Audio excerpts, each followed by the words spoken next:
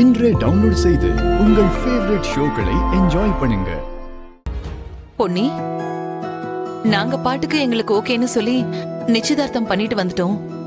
உன்கிட்ட கேட்டதுக்கு நீ அப்ப அமைதியாவே நின்ன.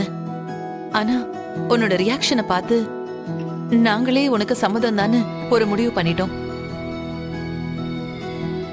இருந்தாலும் நான் இப்ப உன்கிட்ட கேக்குறேன், உனக்கு ஓகே தானே?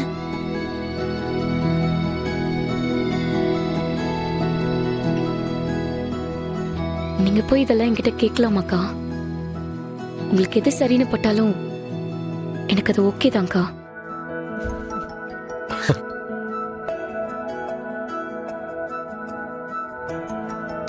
அதானே பொன்னி நம்ம வீட்டு பொண்ணு, என்னோட வளர்ப்பு. நம்ம பேச்சாவ தட்டவே மாட்டா. என்ன இருந்தாலும் இன்னொரு பொண்ணு கூட நிச்சயம் பண்ணிருந்த பையனுக்கு நம்ம பொண்ணு பேசி முடிச்சது எனக்கு ஒரு மாதிரி தான் இருக்கு. அதனால இப்ப என்ன? அந்த பையனுக்கு வேற பொண்ணு கூட நிச்சயம் நடக்கிறதா தானே இருந்துச்சு, அது நடக்கலையே. அதோட இல்லாம இது நம்ம பொண்ணியோட விருப்பத்தையும் அந்த பையனோட விருப்பத்தையும் கேட்டுட்டு தானே பண்ணோம். இதுக்கப்புறம் வேற என்ன வேணும்? இத பாரு ரித்திகா, அந்த நிச்சயதார்த்தம் நடக்காம போனதே இப்படி ஒரு நல்ல விஷயம் நடக்கணும்னு தான். இத நாமளும் எதிர்பார்க்கல, அவங்க குடும்பமும் எதிர்பார்க்கல. சொல்ல போனா அவங்களுக்கு முன்னாடிய விட இப்பதான் ரொம்ப திருப்தியா இருக்கு. அந்த பையனும் பார்க்க ரொம்ப நல்ல பையனாதான் தெரியறான். அப்புறம் என்ன? எல்லாம் ஏன் தப்புதான்.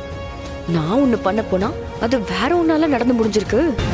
ஆமா, நீ இன்னைக்கு நீங்க எப்படி எல்லாம் ஃபைட் பண்ணீங்க தெரியுமா? ஆமா எலி, எப்படி உன்னால திடீர்னு அப்படி மாற முடிஞ்சது? அப்பா, நீ அவங்களையெல்லாம் அடிச்சது இன்னும் என் கண்ணுக்குள்ளேயே நிக்குது. பாக்குறதுக்கு சினிமால எல்லாம் வர ஃபைட் மாதிரியே இருந்துச்சு தெரியுமா? சும்மா அடிச்சு தூள் கிளப்பிட்டீங்க.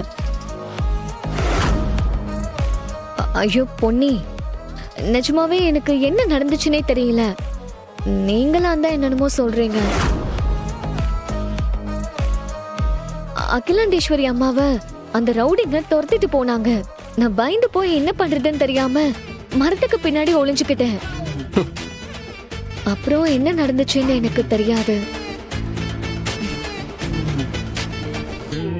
அடேங்கப்பா, பெர்ஃபார்மன்ஸ் பின்றாளே. நான் எப்படி அத்தனை பேரை அடிப்பேன்? எங்க வீட்ல நான் கருப்பாம்பூச்சியை பார்த்தாலே பயந்து போய் ஓடுவேன். நீங்க வேணும்னா ரித்திகா கிட்ட கேளுங்க.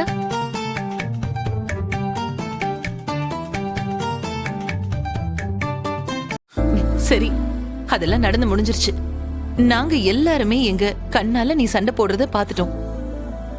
அதனால இப்ப என்ன? அது நல்ல விஷயம் தானே?